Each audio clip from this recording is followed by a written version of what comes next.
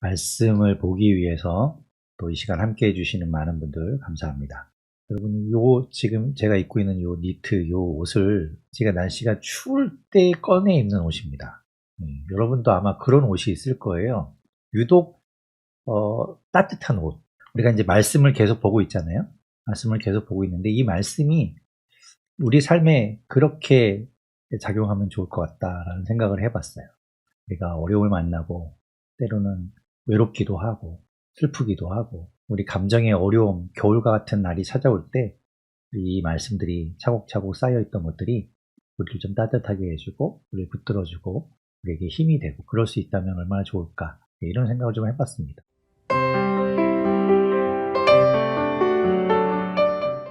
살아계신 하나님 감사합니다. 하나님, 이 땅에 오신 주님을 기대하며 우리가 성탄절을 또 맞이하며 우리의 마음을 주님께로 향합니다.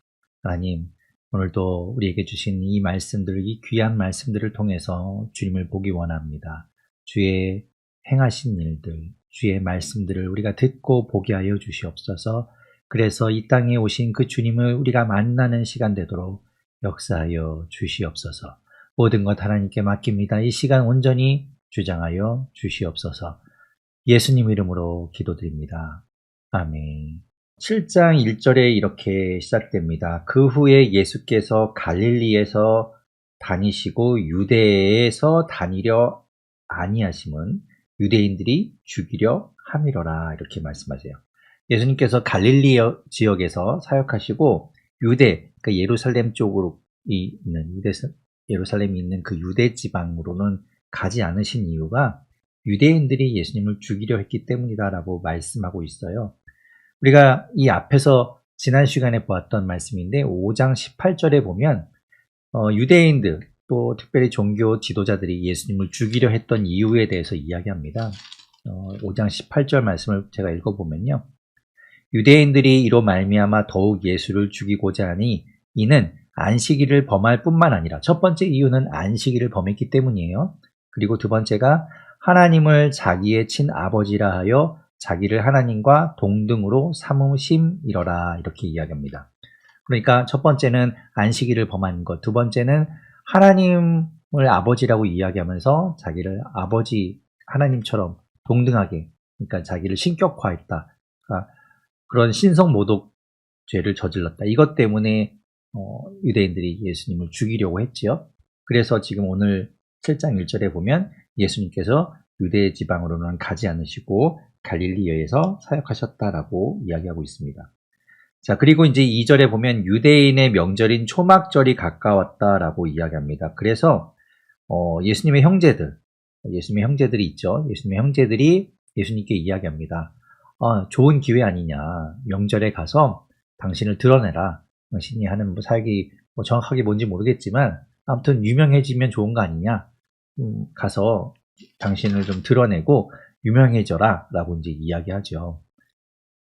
그런데 그렇게 이야기하는 것은 예수님의 사역을 돕기 위해서라기보다는 5절에 보면 그 형제들도 예수님을 믿지 않았기 때문에 라고 이야기하죠.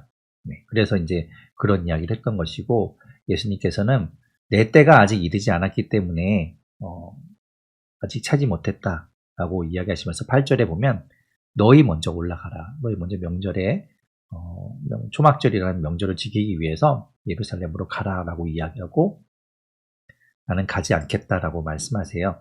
그리고 9절에 보면 갈릴리에 머물러 있었다라고 이야기합니다. 유대인들이 지켜야 될 절기가 3가지가 있죠. 계속해서 말씀드립니다. 6월절, 무교절과 6월절, 그리고 77절, 오순절이라고도 부르는 77절, 맥주절 있고요. 그리고 요 초막절, 장막절, 수장절 이렇게 부르는 요 절기가 있습니다. 요 3가지 절기가 있는데 요 3절기는 반드시 그들이 예루살렘에 가서 하나님의 성전에서 제사를 해야 했지요. 자, 그와 관련된 말씀이 레위기 23장 34절에 보면 이렇게 이야기하고 있어요. 이스라엘 자손에게 말하여 이르라. 7째 달 15날, 그러니까 7월 15일이에요. 이거는 유대력에 의한 날짜입니다. 그러니까 우리의 7월 15일이 아니라 유대인들이 지키고 있는 유대력에 따르면 7월 15일부터 초막절이 시작이 돼요. 그래서 일주일 동안 7일 동안 지키게 됩니다.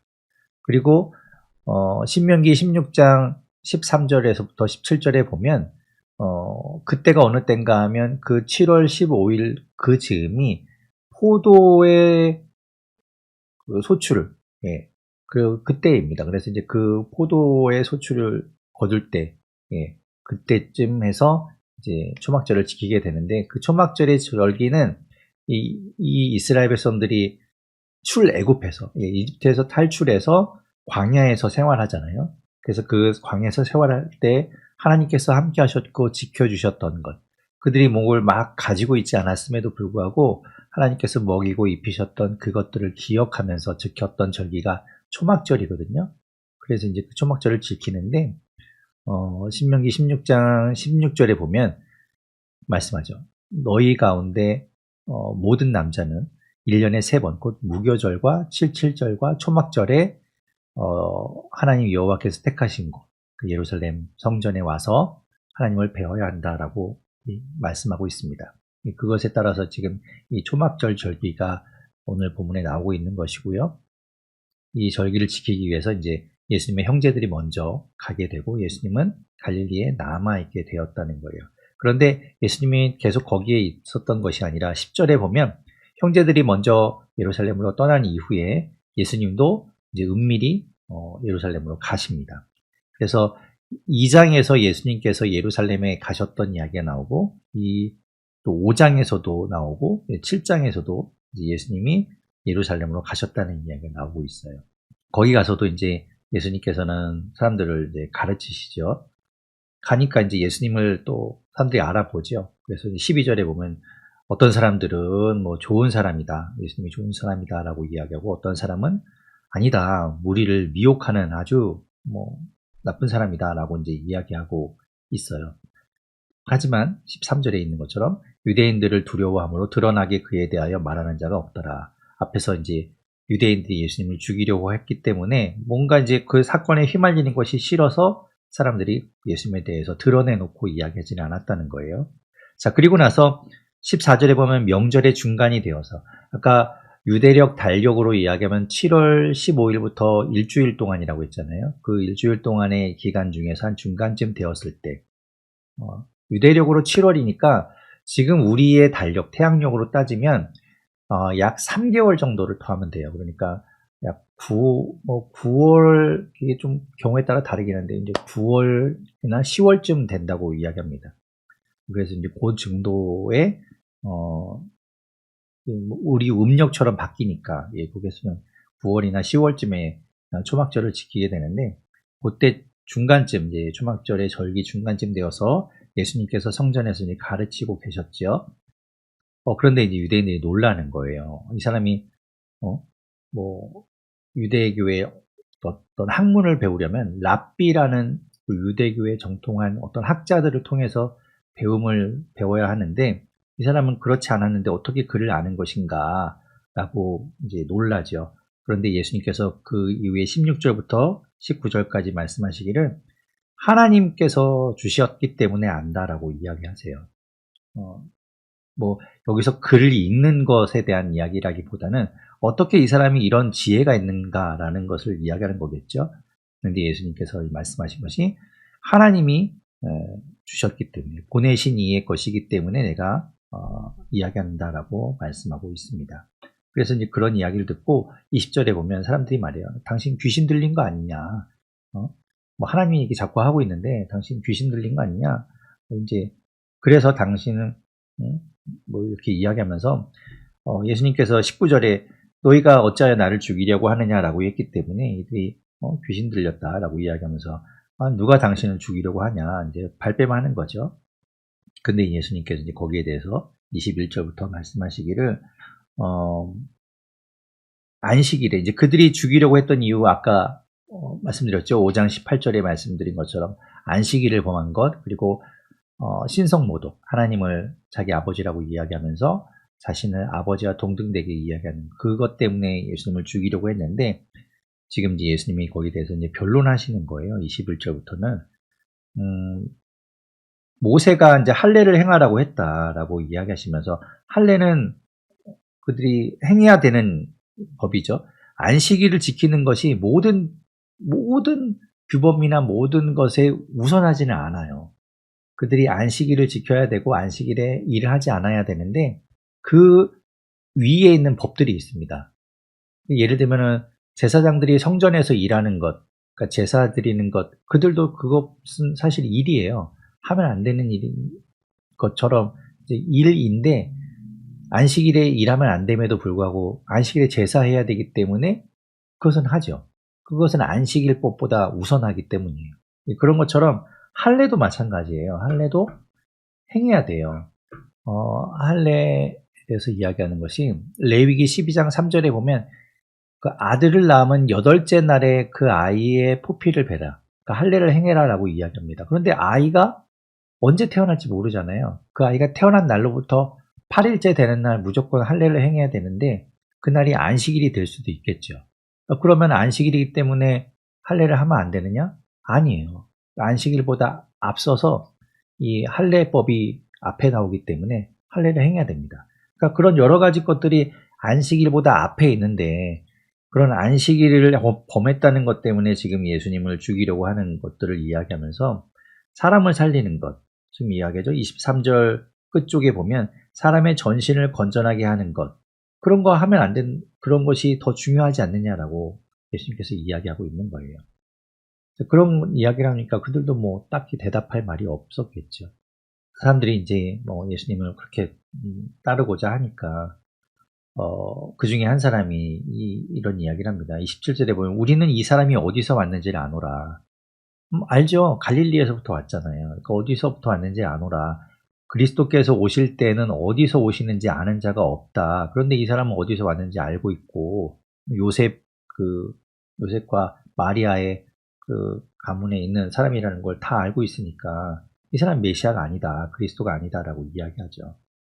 그런데 예수님께서 말씀하시는 것은 29절에도 있는 것처럼 내가 그에게서 났고 그가 나를 보내셨다 라고 이야기하시죠. 그러니까 지금 제가 요한복음을 이야기하면서 말씀드렸듯이 사람들은 계속해서 이 땅의 것을 생각해요. 육적인 것을 생각하고 분명히 예수님이 뭐 어디서 왔다라고 하면 어디서 왔겠어요? 뭐 그 엄마 아빠로부터 왔겠죠. 그 생각밖에 못하는 거예요. 근데 예수님은 계속해서 무엇을 얘기하냐면 영적인 걸 이야기하십니다. 하늘의 것, 하나님으로부터 왔다. 하나님께서 나에게 주셨다. 하나님이 깨닫게 하셨다. 이런 것들을 계속 이야기하니까 계속 이야기가 안 맞아요. 서로 이렇게 다른 이야기를 하고 있는 것처럼 보여요. 예수님은 예수님대로 이야기하고 사람들은 사람들대로 이야기하고 서로 지금 동문서답하고 있는 것처럼 보입니다. 그런 지금 계속 얘기를 하고 있어요. 여기 보시면 지금 이제 31절에 보면 그 예수님을 그래서 잡으려고 하죠. 그런데 손을 대는 자가 없었다라고 이야기하면서 아직 그의 때가 이르지 아니하였다라고 이야기해요.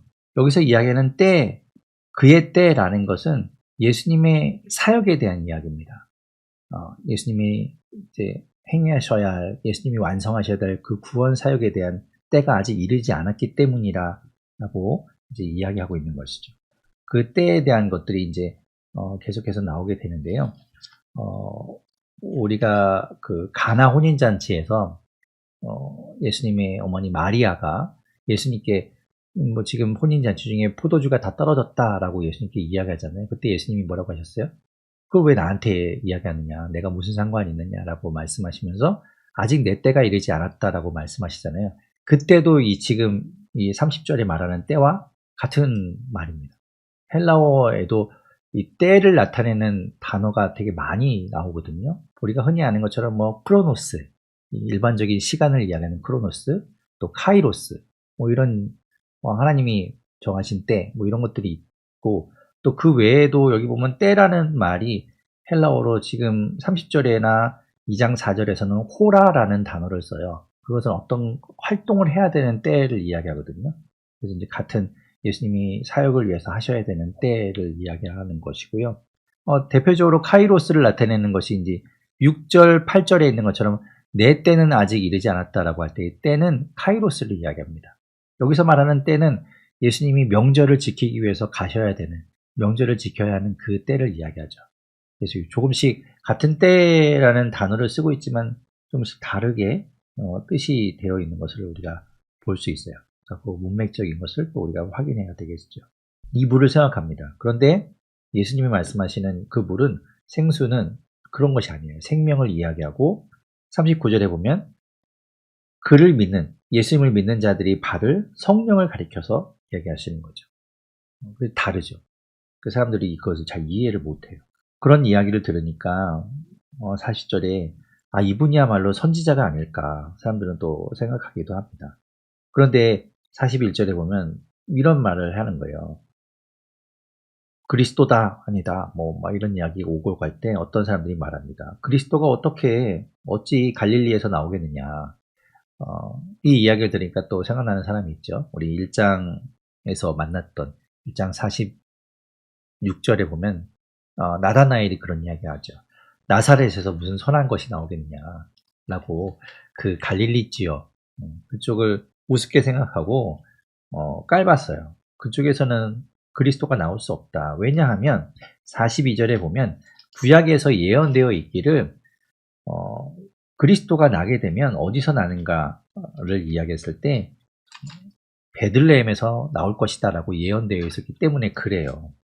그리고 42절에 이야기하는 것처럼 그리스도는 다윗의 가문 가운데 나오게 될 것이다 라고 이야기했기 때문에 그들은 다윗의 가문 중에서 베들레헴에서 태어난 사람이 이제 그리스도가 될 것이다 라고 믿고 있었던 것이죠. 그와 관련된 이야기가 이제 사무엘하 7장 12절에 보면 내 수완이 차서 내 조상들과 함께 누울 때에 내가 내 몸에서, 여기서 말하는 내 몸이라는 게 다윗을 이야기해요. 내 몸에서 내 씨를 내 뒤에 세워 그의 나를 경고하게 되라. 이 말씀과 함께 이제 이것이 다윗의 가문에서 그리스도가 나올 것이다라는 이제 말씀이 되고, 미가 5장 2절에 보면 베들레헴, 에브라다라고 부르는 그 베들레헴에서 이스라엘을 다스릴 자가 나오게 될 것이다 라고 했기 때문에 이 두 가지를 같이 생각해서 오늘 본문 42절에 있는 것처럼 다윗의 가문 중에, 그리고 베들레헴에서 그리스도가 나올 것이다 라고 그들이 믿고 있었던 것이죠. 그러니까 갈릴리 지역에서 살고 있던 나사렛 예수라고 하는 그분은 그리스도가 될 수 없다라고 생각한 거예요. 하지만 예수님이 사실은 어디서 태어났어요? 베들레헴에서 태어나셨잖아요. 그들이 그런 것들을 생각 못하고 있죠. 자, 그래서 이제 잡으려고 하고 계속해서 지금 논쟁을 하고 있어요. 서로 이렇게 다른 이야기를 하고 있으니까 서로 이야기가 통하지 않아서 지금 논쟁을 하고 있고, 그것이 그들을 되려 더 흥분시키고 그들이 더 화를 돋구고 있는 그런 모습을 볼 수 있습니다. 아까 이제 대제사장과 바리새인들이 32절에서 예수님을 잡아오라고 아랫사람들을 보냈잖아요. 그런데 45절에 보면 아랫사람들이 이제 다시 돌아왔는데 그냥 빈손으로 오죠. 그래서 대제사장들과 바리새인들이 왜 잡아오지 않고 그냥 왔느냐라고 이야기하니까 그 아랫사람들이 말합니다. 46절에 보면 그 사람이 말하는 것처럼 말한 사람은 이때까지 없었나이다. 아니, 이렇게 말하는 이런 선지자 같은, 이런 훌륭한 선생 같은 분이 없는데, 아니, 그런 사람들 어떻게 잡아오라는 겁니까? 그러니까 이제 그들이 말하죠. 47절 끝에 보면 너희도 미혹되었느냐, 거기 가더니 물들었네, 이런 말 아닙니까? 자, 그러면서 이제 빠져있는 예수 이야기를 듣고 빠지는 사람들도, 혀를 차고 이러는 그런 상황이에요. 하여튼, 그럴 때 50절에 보면 니고데모가, 3장에서 보았던 그 니고데모가, 밤에 예수님을 찾아왔던, 그래서 이제 거듭남에 대해서 예수님께 들었던 그 니고데모가 그들 가운데 있다가 이야기합니다. 51절에 보면 우리 율법은 사람의 말을 듣고 그 행한 것을 알기 전에 심판하느냐.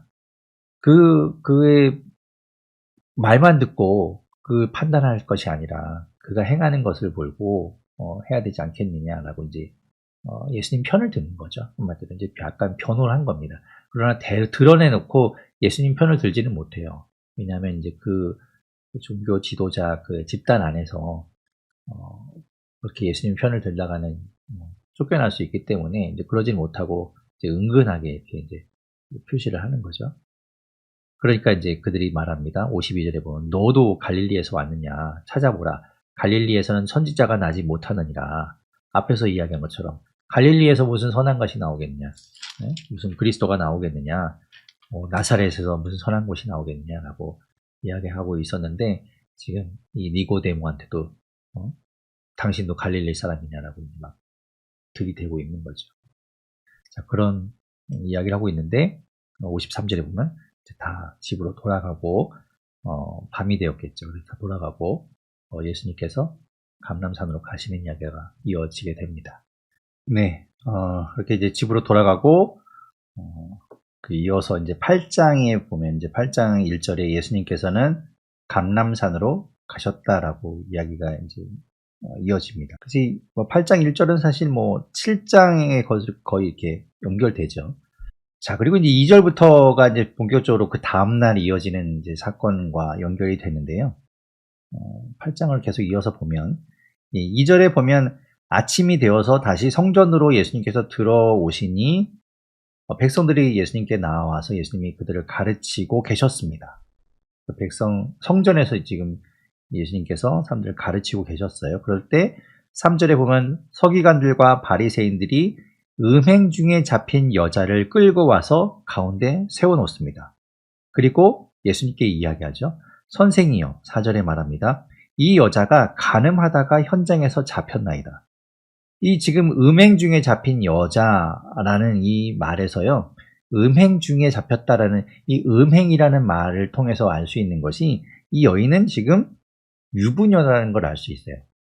그러니까 그 단어, 지금 우리말에서는 음행이라는 말에서는 그것이 드러나지 않지만 헬라어에서는 그 단어를 통해서 이제 유부녀가 저지르는 부정한 어떤 부적절한 관계를 이야기하기 때문에 그걸 통해서 이제 이 여인이 유부녀, 남편이 있는 사람이라는 걸 알 수 있고 그 남편이 있는 가운데 다른 남자와 이제 있다가 잡혀서 지금 끌려온 것이죠. 그렇게 돼서 지금 그 여인을 현장에 잡아놓고 예수님께 이제 이야기하는 겁니다. 5절에 보면 모세는 율법에 이러한 여자를 돌로 치라 명하였거니와 선생은 어떻게 말하겠나이까. 그게 이제 율법에 있어요. 보면 레위기 20장 10절에 보면 누구든지 남의 아내와 간음하는 자, 여기서는 남자를 이야기해요. 남자를 중심으로 이야기합니다. 어떤 남자가 남의 아내와 간음하게 되면 그 둘 다를 다 죽여야 돼요. 둘 다를 죽이는 겁니다. 신명기 22장 22절도 마찬가지예요. 어떤 남자가 유부녀와 동침한 것이 드러나거든 그 남자와 여자를 둘 다 죽여야 됩니다. 그것이 율법에서 말하고 있는 법이에요. 자, 그렇다면 이 율법에 맞게 하려면 지금 오늘 이 본문 안에서는 어떻게 해야 됩니까? 남자도 끌고 왔어야 돼요. 남자도 데리고 왔어야 되죠. 근데 여자만 지금 데리고 왔어요. 그리고 율법에서 이렇게 말했으면 돌로 쳐야죠. 죽여야 됩니다. 이게 이들이 율법을 그렇게 지킨다면 그렇게 하는 게 맞겠죠. 근데 예수님께 지금 어떻게 하면 좋겠냐라고 이야기한다는 건 예수님이 그러면 당연히 안 된다, 살려줘야 된다 그러면 율법을 어기는 셈이 되죠. 그리고 또 그렇다고 해서 여자를 죽이려고 한다면 아니 이렇게 맨날 사랑 얘기하고 그러더니 이게 뭐냐라고 이제 트집을 잡을 수 있겠죠. 그래서 6절에 있는 것처럼 그들이 그렇게 말하는 것은 예수님을 어떤 고발하기 위한 트집을 잡기 위해서 예수님을 시험하기 위한 것이다 라고 아주 분명하게 이야기하고 있어요. 그런데 예수님은 거기에 대해서 특별히 이야기하지 않고 계속해서 땅에 무언가를 쓰고 계셨죠. 근데 이제 그들은 계속해서 추궁하는 거예요. 예수님은 추궁하죠. 그때 예수님께서 7절 끝쪽에 보시면 너희 중에 죄 없는 자가 먼저 돌로 치라 이렇게 말씀하십니다. 그리고 나서는 다시 또 땅에다 무언가를 또 쓰세요. 하시던 일을 계속합니다. 예수님의 행동을 보면 어떤 걸 알 수 있냐면 별로 그게 크게 대수롭지 않은 것처럼 보여요. 아무튼 예수님이 그렇게 인지를 하시니까 그들이 예수님께 간음한 여인을 데리고 왔던 그 사람들이 양심의 가책을 느껴서 어른으로부터 시작하여 젊은이까지 하나씩 하나씩 다 돌아가게 됩니다. 그리고 결국엔 예수님과 여인만 남게 되었죠. 양심의 가책을 느꼈다. 네. 다 죄 짓고 사나 봐요. 우리도 마찬가지지만 그런 것 같아요. 그래서 다 양심의 가책을 느껴서 돌아갔다는 겁니다. 그때 예수님께서 그 여인에게 이렇게 말씀하시죠. 10절 중간 부분 보면 여자여 너를 고발하던 그들이 어디 있느냐 너를 정죄한 자가 없느냐 이렇게 말씀하시면서 11절에 이렇게 이야기하세요. 나도 너를 정죄하지 아니하노니 가서 다시는 죄를 범하지 말라 이렇게 말씀하십니다. 죄를 범하지 말라. 앞에서 우리가 5장 14절에서도 예수님께서 5장 14절에서 베데스다 그 못에 있던 그 38년 된 병자 그를 고치시면서 하셨던 얘기가 5장 14절에 있는 것처럼 네가 나았으니 더 심한 것이 생기지 않게 다시는 죄를 범하지 말라라고 말씀하셨었거든요.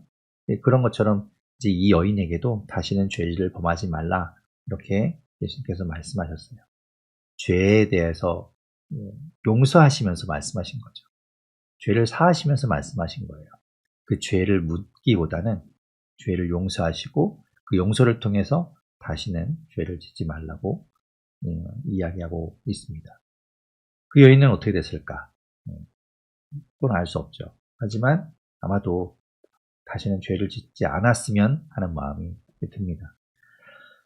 자, 그리고 나서 이제 예수님께서 또 이어서 말씀하시는 것이 이제 12절부터 예수님이 나는 뭐뭐다라고 말씀하시는 두 번째 이야기가 나옵니다. 첫 번째는 6장에서 예수님께서 말씀하셨어요.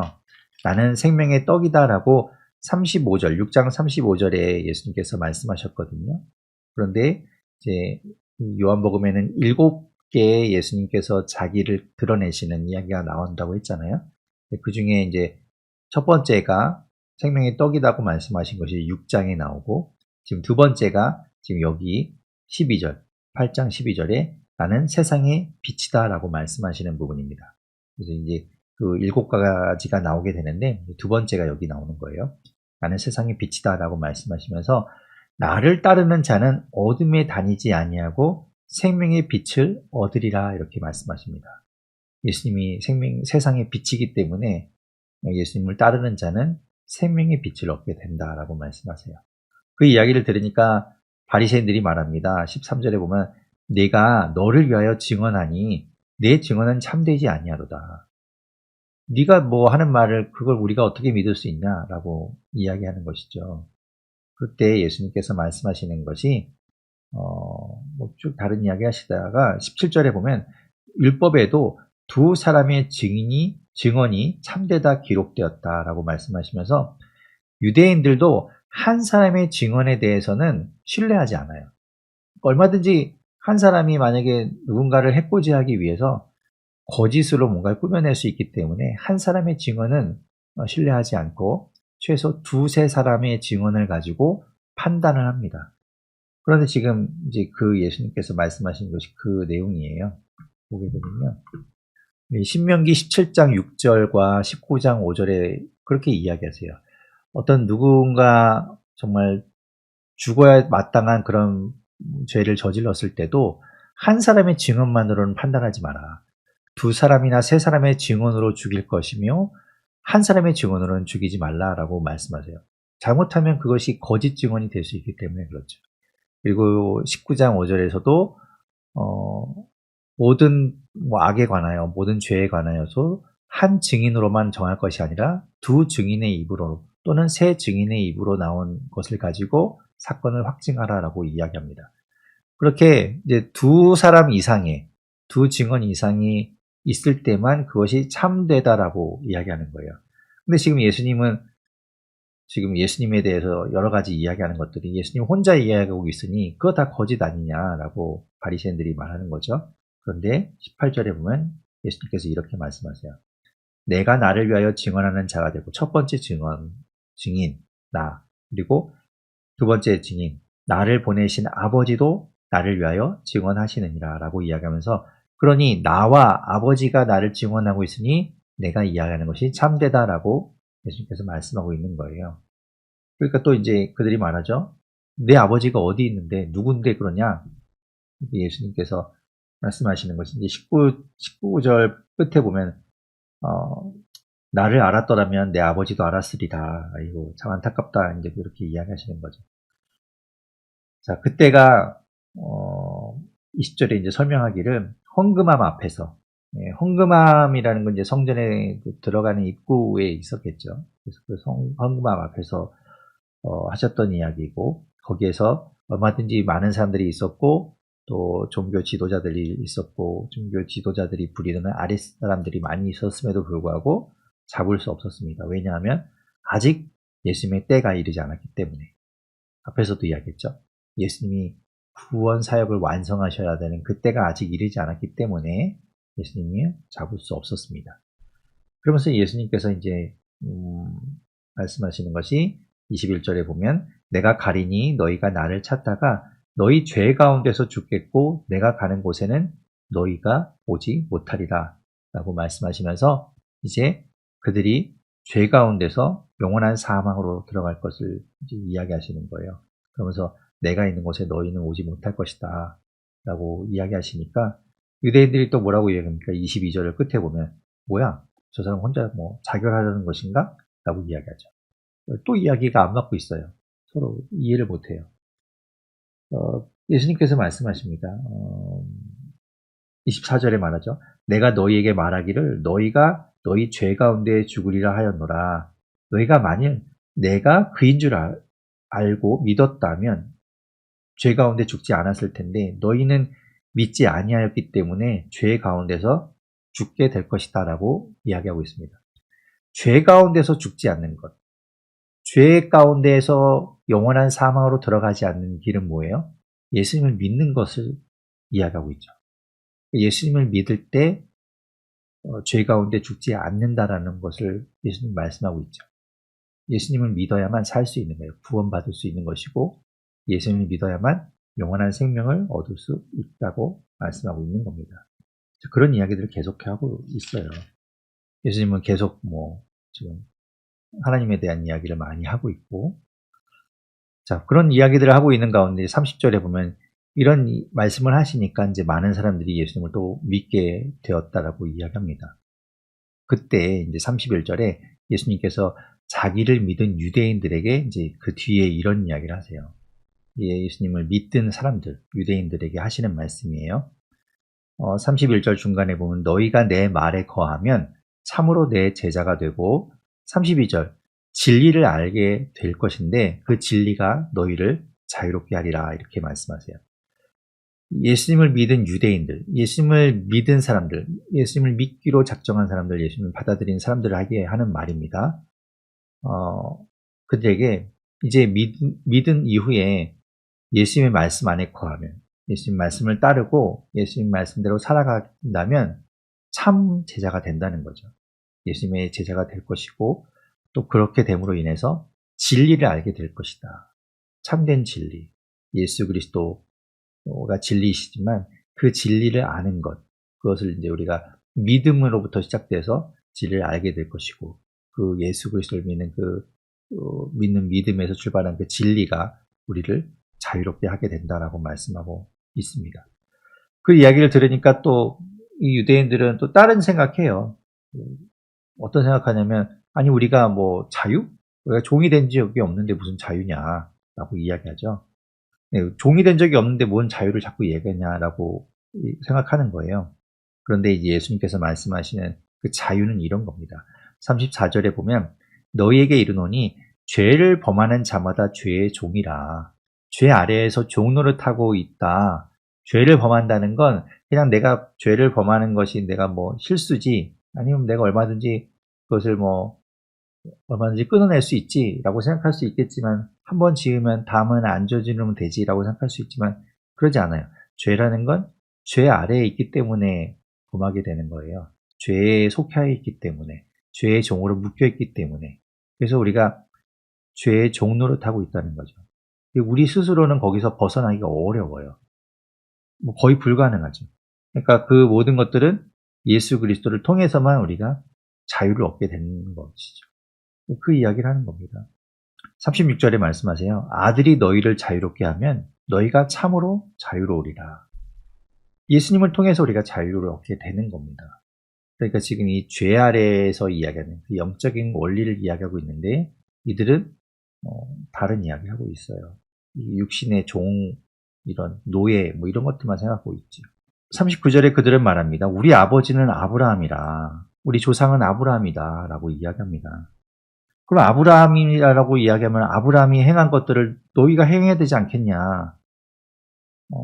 그런데 너희는 왜 그 아브라함이 한 것처럼 하지 않느냐라고 예수님께서 말씀하고 있지요. 또 그들은 또 그러자 우리는 41절 끝에 보면 아버지는 한 번뿐이시니 곧 하나님이시다라고 이야기합니다. 그러니까 또 예수님은 거기에 대해서 또 말씀하세요. 42절에 하나님이 너희 아버지였으면 너희가 나를 사랑하였으리니 너희가 뭐 아버지를 사랑하고 아버지의 하나님의 어떤 자녀다. 우리의 아버지는 하나님 한 분이다라고 했다면 하나님의 뜻으로 이 땅에 온 예수님을 알아봤을 것이고 예수님을 사랑했을 텐데 그렇지 않아요. 그러니까 예수님을 믿지 못하고 깨닫지 못하는 자들은 하나님을 아버지로 두고 있는 것이 아닌 것이죠. 44절에 말씀하죠. 너희는 너희 아비 마귀에서 난 것이다. 그러니까 말씀하시는 것이 이제 너희 아비의 욕심대로 너희도 행하고자 한다라고 말씀하시면서 그 아래에서 벗어날 수가 없어요. 그는 처음부터 살인자요 진리가 그 속에 없으므로 진리에 서지 못하고 거짓을 말할 때마다 제 것으로 말하나니 이는 그가 거짓말장이요 거짓의 아비가 되었습니다. 라고 말씀하시면서 우리가 이 예수 그리스도를 믿지 않고 예수님을 거부하고 예수님을 따르지 않는 그런 것들은 우리가 마귀 아래에서 그죠? 죄의 종 아래에 있기 때문이라는 거죠. 그래서 우리가 그것을 벗어날 수 없다라고 이야기하고 있습니다. 결론적으로 저는 이 말씀이 이제 47절에 있는 말씀이 오늘 참 와닿는 말씀인데요. 하나님께 속한 자는 하나님의 말씀을 듣나니 너희가 듣지 아니함은 하나님께 속하지 아니하였음이로다. 그러니까 우리가 하나님께 속하였다면 우리가 하나님께 정말 하나님 안에 머물러 있다면 당연히 우리가 하나님 말씀을 따르는 것이고 하나님 말씀 들어야 그게 마땅하죠. 그렇게 될 것이에요. 그게 당연한 것인데 우리가 하나님 말씀을 듣지 않고 하나님 말씀 따르지 않고 그렇다면 하나님께 속하지 아니한 것은 아닌가. 그런 것들을 한번 생각해 보게 됩니다. 48절에 또 유대인들이 말합니다. 우리가 너를 사마리아 사람이라 또는 귀신이 들렸다는 말이 옳지 않냐. 당신 이상한 사람 아니냐. 계속 이상한 말들을 하고 있고 귀신 들린 거 아니냐 이렇게 이야기하죠. 자, 그러자 예수님께서는 귀신 들린 것이 아니다. 49절 중간에 보면 오직 내 아버지를 공경함이거늘 너희가 나를 무시하는도다 라고 말씀하시고 51절에 너희에게 이르노니 사람이 내 말을 지키면 영원히 죽음을 보지 아니하리라 이렇게 말씀하세요. 예수 그리스도를 믿는 것, 믿음으로 통해서 우리가 죄에서 죽지 않지요. 그리고 죄의 종 아래서 자유롭게 됩니다. 그리고 예수님의 말씀을 지키면 우리가 자유를 얻게 되고 영원한 죽음을 보지 않는다라고 51절에 이야기하고 있는 거예요. 그런데 이 말을 들은 유대인들은 아니 영원한 죽음을 맛보지 않는다고? 그게 무슨 말이야? 53절에 말합니다. 너는 이미 우리 조상 아브라함보다 크냐? 아브라함도 죽었고 선지자들도 죽었고 모세도 죽었고 다윗도 죽었고 다 죽었는데 아니 당신이 뭐라고 영원히 죽지 않는다고 말하는 것이냐라고 이제 따지죠. 근데 이제 예수님 말씀하시는 거는 우리 육신은 죽지요. 육신은 누구나 다 죽습니다. 하지만 영원한 영적인 생명을 이야기하는데 그들은 이해하지 못하고 계속 이 이야기를 하고 있는 겁니다. 56절에 예수님 또 이렇게 이야기하세요. 너희 조상 아브라함은 나의 때 볼 것을 즐거워하다가 보고 기뻐하였느니라. 그 아브라함도 그리스도를 기다리고 있었다는 거예요. 그죠? 모든 구약의 말씀이 이제 그리스도에게 향해 있어서 그리스도를 대망하고 기다리고 있었잖아요. 그런 이야기를 하고 있는데 이 유대인들은 또 57절에 이렇게 또 딴소리해요.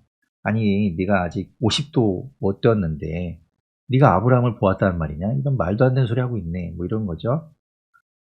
그때 58절에 예수님께서 말씀하시기를 중간에 보면 아브라함이 나기 전부터 내가 있었느니라. 예수님이 태초부터 계셨잖아요. 그죠? 요한복음 1장 1절이 그렇게 시작하잖아요. 태초에 말씀이 계셨는데 이 말씀은 그죠? 곧 하나님이시다라고 말씀하시면서 시작이 됐는데 예수님 태초부터 계셨어요. 하나님과 함께 창조 사역을 하셨고 그 모든 것들을 함께 하셨던 분이니까 아브라함이 나기 전부터 그 전이니까 세상에 있기 전부터 예수님 계셨죠. 근데 그들은 그런 이야기들을 들으니까 뭐 예수님을 죽이려고 합니다. 59절에 보면 돌을 들어서 예수님을 치려고 하죠. 근데 예수님께서 그것을 이제 빠져나가게 됩니다. 왜 그러냐면 아직 때가 이르지 않았기 때문에. 9장을 볼 텐데요. 9장에서는 우리가 요한복음에서 7가지의 기적이 나온다고 했죠. 예수님이 이적, 표적이라고도 부르는 7가지의 이적이 나오는데요. 지금까지 우리가 5개의 이적을 보았습니다. 7개 중에서 5개를 보았고 6번째 이적이 이제 여기 9장에 나오게 됩니다. 이 9장은 그 6번째 이적을 통해서 전체적으로 이제 이야기를 끌고 가고 있는데요. 그 6번째 기적은 바로 이겁니다. 1절에 보게 되면 예수께서 길을 가실 때에 날 때부터 맹인된 사람을 보시게 됩니다. 날 때부터 맹인된 사람이에요. 처음부터 볼 수 없게 된 사람입니다. 그래서 제자들이 물어봅니다. 랍비여, 선생님, 이 사람이 맹인이 된 것이 누구의 죄로 인함입니까? 라고 물어봅니다. 날 때부터 못 보니까 이 사람이 날 때부터 죄를 지어서 이렇게 된 겁니까? 아니면 그 부모가 지은 죄가 있어서 이 사람이 날 때부터 못 보게 된 겁니까? 라고 묻지요. 이렇게 묻는 이유에 대해서는 그들이 앞에서 예수님이 그 베데스다에서 38년 된 병자를 고치실 때 아까 5장 14절에 뭐라고 했습니까? 다시는 죄를 짓지 말라라고 했잖아요. 그러니까 그 죄로부터 이 사람이 병이 들었었잖아요. 그러니까 죄로부터 병이 든다. 그러니까 병은 죄로부터 오는구나라는 것들을 이 제자들도 그렇게 깨닫고 있는 거죠. 그렇게 생각하고 있는 거예요. 그런데 모든 병은 다 죄로부터 오느냐? 그렇지 않죠. 죄로부터 병이 오기도 하지만 다른 이유로 인해서 병이 오기도 합니다. 그렇다면 이 날 때부터 맹인된 사람은 죄로부터 비롯된 것인가? 예수님은 그렇게 말씀하지 않아요. 3절에 보면 이 사람이나 그 부모의 죄로 인한 것이 아니다라고 말씀하시면서 그에게서 하나님이 하시는 일을 나타내고자 하심이다라고 이야기하세요. 이 사람이 앞을 못 보게 된 것은 하나님이 하시고자 하는 일을 나타내기 위해서라고 말씀하고 있는 거죠. 그러면서 이제 이 사람을 이제 고쳐주시는데요. 이게 이제 보는 것과 못 보는 것에 대해서 이제 나타내기 위해서 이 사람이 사용되고 있다라는 걸 이제 이야기하고 있습니다. 그리고 이제 6절에 보면 말씀을 하신 이후에 땅에 침을 뱉어서 진흙을 이기신 다음에 그의 눈에 바르시고 7절에 말씀하시기를 실로암 못에 가서 씻으라 이렇게 이야기하세요. 실로암이란 말은 번역하면 보냄을 받았다라는 뜻이라고 되어 있죠. 그래서 실로암에 가서 이 사람이 그 진흙 묻은 눈을 씻었더니 앞을 볼 수 있게 되었다고 이야기합니다. 그러니까 지난 시간에 이제 베데스다 연못에 대해서 이야기하면서 그 지도를 본 적이 있었는데요. 이런 지도였죠. 성전이 이렇게 있어요. 성전이 있는데 성전의 이제 북쪽 그 양의 문이라는 곳을 지나게 되면 베데스다 연못이 있어서 여기서 38년 된 병자를 고치신 이야기가 나오고요. 그리고 이 성전에서 한참 밑으로 내려오게 되면 여기에 이제 실로암 연못이 있습니다. 그래서 이 실로암 연못에까지 와서 이제 씻으라고 이야기한 거예요. 꽤 멀죠. 꽤 먼 길을 이 사람이 왔을 겁니다. 그리고 아마 올라가는 길도 꽤 멀었을 거예요. 이게 이제 지금 이제 위에서 본 뭐 지도니까 이런데, 실제로는 아마 이렇게 생겼지 않았을까라고 이제 추측한 그림을 보면 이렇게 되어 있어요. 자, 여기가 이제 성전이고요. 이게 성전이죠. 성전이 이렇게 있고, 성전은 높아요. 이 예루살렘 꼭대기에 있습니다. 네, 성전 산 꼭대기에 있어서 여기에서 한참을 내려오면, 지금 여기가 내려오면 여기가 이제 실로암 연못이 되고요. 지금 여기에 보시면 그 까맣게 점점이 뭐가 막 있죠? 이게 이제 사람이에요. 그리고 여기가 이제 올라가는 여기가 상전까지 올라가는 계단이 쭉 되어 있고, 그 양쪽에 이제 가게들이, 상점들이 쭉 들어서 있어서, 여기 이제 오고 가는 사람들이 어, 이용할 수 있게 되어 있었던 걸 볼 수 있죠. 네, 이런 식으로 이제 되어 있어서 지금 이 앞을 보지 못하는 사람이 여기까지 와서 눈을 씻고 돌아가는 겁니다. 그래서 이제 그가 7절 끝에 보면 가서 씻고 밝은 눈으로 다시 돌아옵니다. 그런데 이제 사람들이 그를 보니까, 저 사람 원래 앞을 못 보던 사람인데, 아니, 앞을 보게 되었네? 라고 이제 의아하게 생각하는 거죠. 그래서 사람들이 말합니다. 아니, 저 사람이 그때 그 앞을 못 보던 그 사람이 맞나? 아닌 것 같은데? 비슷하게 좀 다른 사람 아닌가? 그래서 서로 이렇게 막 이야기하는 거예요.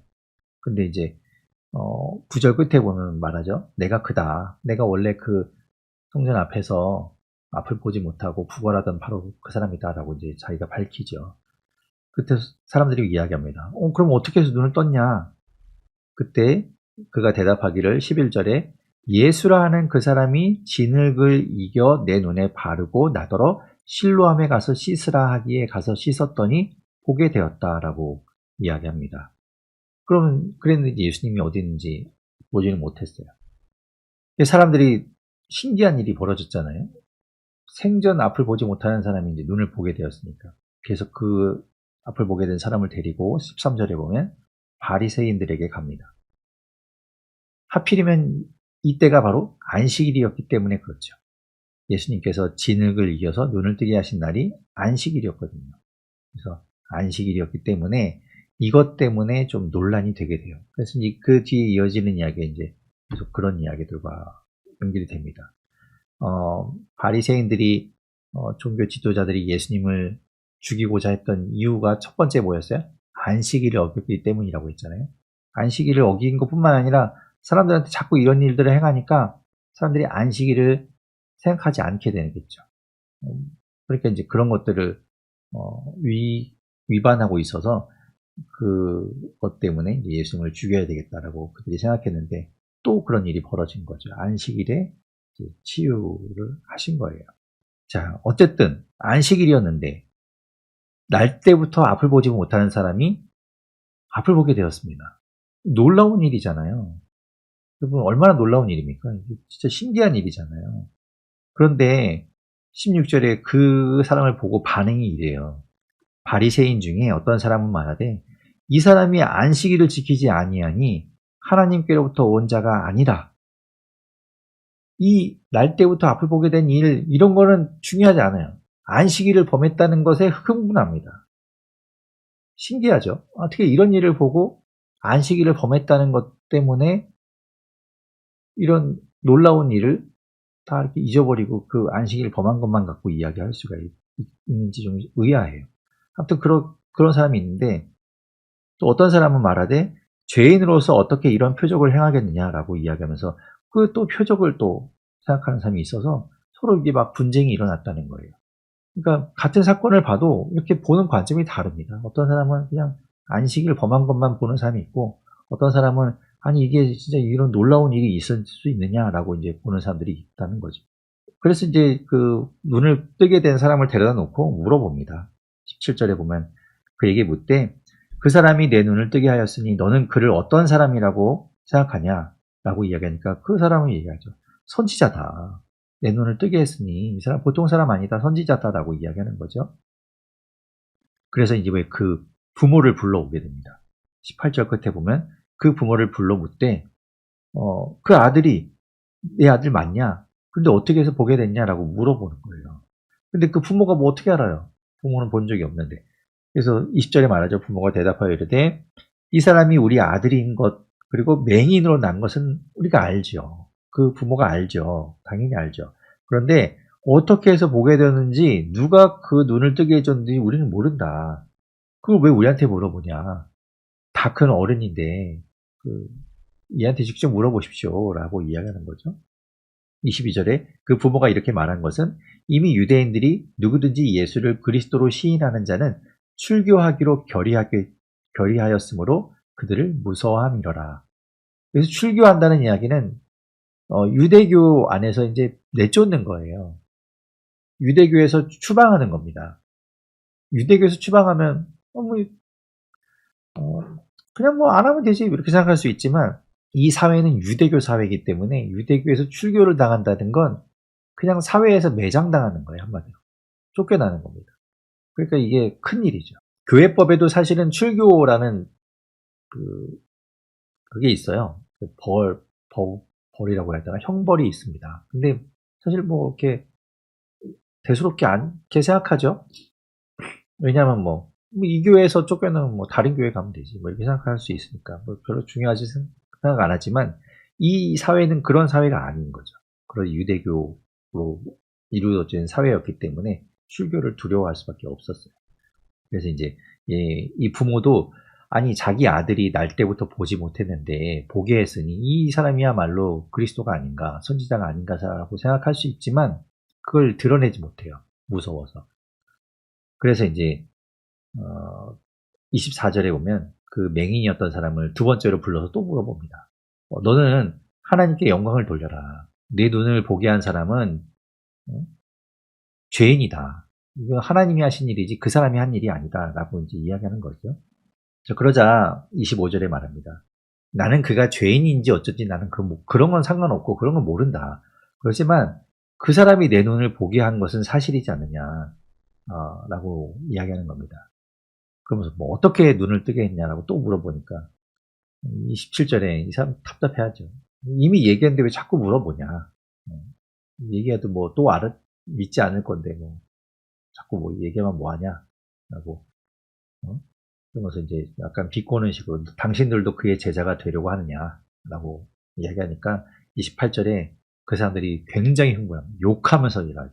욕하면서 야 너는 그의 제자지만 우리는 모세의 제자다 라고 이제 막 욕을 하면서 흥분해서 이제 이야기합니다. 아무튼 그러면서 이제 그들이 막 이야기하는데 30절에 보면 그 사람이 대답하여 이르되 이상하다. 이 사람이 내 눈을 뜨게 하였을 때 당신들은 그가 어디서 왔는지 알지 못하는도다. 하나님이 죄인의 말을 듣지 아니하시고 경건하여 그의 뜻대로 행하는 자의 말은 들으시는 줄을 우리가 아나이다. 아니 하나님이 하셨다고요? 그러면 죄인의 말을 하나님이 들어준다는 게 말이 되냐? 하나님이 하셨다면 그 또한 하나님의 말을 듣고 하나님의 뜻을 행하는 자이기 때문에 하나님이 그의 말을 들어주신 거 아니냐? 상식적으로 그게 말이 되지 않느냐? 아니 하나님이 하셨다면서 그 예수님을 죄인이라고 말하는 게 도대체 말이 되냐? 이제 그가 들어도 이상하죠. 앞뒤가 안 맞는 얘기 아닙니까? 그러면서 이제 32절에 창세 이후로 맹인으로 난 자에 날 때부터 눈을 보지 못한 사람이 눈을 뜨게 하였다는 얘기는 듣지 못했다. 이 사람이야말로 하나님께로부터 오지 않았으면 그런 일을 할 수 있었겠느냐라고 이야기합니다. 오히려 이 사람이 지금 종교 지도자들을 가리키고 있는 거예요. 가르치고 있죠. 이게 자기가 그리스도를 만나고 예수 그리스도를 경험하고 하나님을 경험하는 것이 너무너무 중요한 거예요. 이 사람이야말로 진짜 그 하나님을 직접 경험하는 것이 평생을 그리스도를 연구하고 성경을 파고 달달 외우는 것보다 중요하다는 거예요. 그래도 알지 못하는 것을 직접 경험한 사람이 아는 것 아닙니까? 그래서 오히려 이 사람이 지금 종교 지도자를 가르치고 있어요. 그러니까 34절에 그들이 또 대답하죠. 네가 지금 우리를 가리키려고 하느냐. 그러면서 쫓아냈다고 이야기합니다. 그런데 예수님께서 이제 그 사람을 또 다시 만나요. 그래서 35절에 말씀하십니다. 내가 인자를 믿느냐. 그때 그가 말하죠. 주여 그가 누굽니까? 그가 누군지 알려주시면 내가 믿고자 합니다. 내가 믿겠습니다. 라고 이야기하죠. 그때 예수님께서 이제 37절에 보면 네가 그를 보았다. 그리스도를 보았다. 라고 말씀하시면서 지금 너와 말하는 자가 바로 그다. 라고 이야기하시죠. 그러니까 그 사람이 내가 믿습니다. 라고 절하합니다. 그리고 예수님께서 이제 말씀하시는 거예요. 내가 심판하러 이 세상에 왔으니 보지 못하는 자들은 보게 하고 보는 자들은 맹인이 되게 하려 함이다. 라고 말씀하세요. 예수님께서 이 땅에 오신 이유에 대해서 또 이야기하시는 거예요. 왜 오셨는가? 심판하러 오셨다. 보지 못하는 사람들은 보게 하고 보는 사람들은 보지 못하게 하려고 오셨다라고 이야기하는 거죠. 여기서 보게 하고 보지 못하는 것, 바로 우리가 영적인 눈이 깨어 있는가. 보지 못하는, 눈이 닫혀있던 사람들은 예수님께서 눈을 들어 예수님을 보여주실 것이고 하나님을 알게 하실 것이지만 본다고 말하는 자, 나는 알고 있다고 말하는 자, 그들은 오히려 보지 못하게 될 것이다 라고 이야기하고 있습니다. 그 말을 듣고 이제 바리새인들이 말하죠. 우리가 맹인인가? 40절에 끝에 말하니까 예수님이 말씀하십니다. 41절에 너희가 맹인이었다면 죄가 없으려니와 본다고 하니 너희 죄가 그대로 있느니라. 본 적도 없으면서 보았다고 이야기하고 내가 다 안다고 이야기하고 예수님을 향해서도 예수님은 제대로 알지 못하니까 자기네들 마음대로 뭐 죄인이라고 이야기하고 귀신 들렸다고 이야기하고 그런 것들을 이야기하시면서 너희가 본다고 하지만 너희 죄가 그대로 있다. 이렇게 이야기하십니다. 살아계신 하나님 감사합니다. 하나님 주님께서 우리에게 말씀하신 이 말씀들을 보는 가운데 깨닫게 되는 것은 우리는 이 땅에 살고 있고 이 땅에 눈을 가지고 있기 때문에 주님 말씀하시는 것을 온전히 깨닫기가 참 어렵다는 걸 다시 한번 깨닫습니다. 하나님, 우리 눈을 들어주십시오. 우리 눈을 깨우쳐 주십시오. 오늘 이 눈을 열게 하여 주셔서 주님을 온전히 볼 수 있게 하여 주시고 주님 말씀하시는 것을 우리가 밝히 알 수 있도록 도와주시옵소서. 주님께서 이 땅에 오신 것이 바로 그렇게 보지 못하는 자들을 보게 하기 위해 오셨다고 말씀하셨사오니 주님 우리가 보지 못합니다. 우리의 눈을 열어주셔서 우리가 주님을 보게 하여 주시고 그 주님을 믿고 주님이 이 땅에 세상의 빛으로 오셨사오니 우리가 그 빛 가운데 살아가게 하여 주시고 우리에게 참 생명을 더하여 주시옵소서. 하나님, 날씨가 춥습니다. 건강 지켜주시고 우리 각자의 삶 가운데 하나님께서 함께 해주셔서 날마다 주의 은혜가 풍성하도록 하나님 함께하여 주시고 은혜 베풀어 주시옵소서.